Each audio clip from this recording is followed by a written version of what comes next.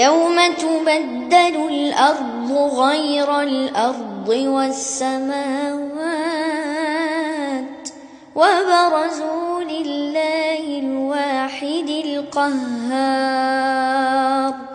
وترى المجرمين يومئذ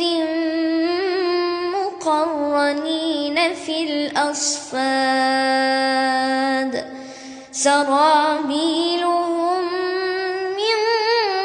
قطران وتغشى وجوههم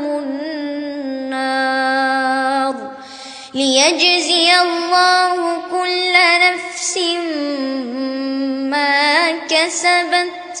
إن الله سريع الحساب هذا بلاغ للناس ولينذروا به وليعلموا أنما هو إله واحد وليذكر أولو الألباب.